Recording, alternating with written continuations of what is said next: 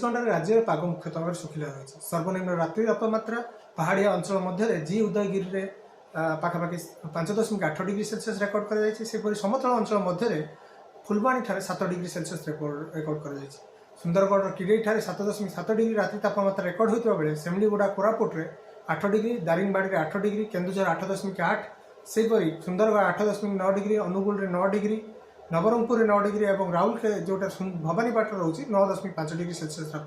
Record कर फुलबाणी में दृश्यमानता 150 metre रही बेले घन कुहुड़ी दृश्यमान होती केतक स्थान हालुका मध्यम धरण कुहुड़ी रोचे बर्तमान जो देखा वायु चलाचल मुख्यतः भाव पूर्व दिगरू रोथुवर जलीय बाष्पूर्ण वायु राज्य मध्य को प्रवेश करुच्ची उत्तर उत्तर पश्चिम दिगरू शुष्क ठंडा वायुर प्रभाव दुर्बल होती तेणु रात्रि तापमात्रा गत 24 घंटे अनेक स्थान में वृद्धि पाई बेले आगामी जो रोचे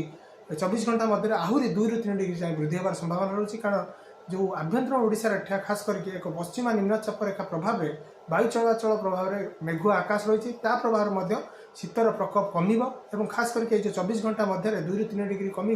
परवर्ती समय तापमात्रा विशेष परिवर्तन होवार संभावना नहीं भुवनेश्वर आज रात्रि तापमात्रा 14.8 डिग्री सेल्सियस रेकर्ड होता बेले कटक में 14.4 डिग्री सेल्सियस रात्रि तापमात्रा रेकर्ड कर अनुमान कर आगामी जो रोचे 24 घंटा मध्य तापमात्रा आहरी सामान्य वृद्धि होगा और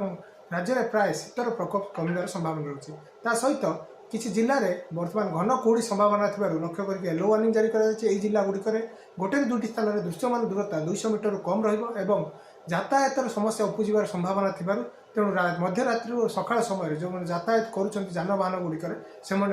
गुहुड़ी प्रति ध्यान देवाई सूचना जारी कर।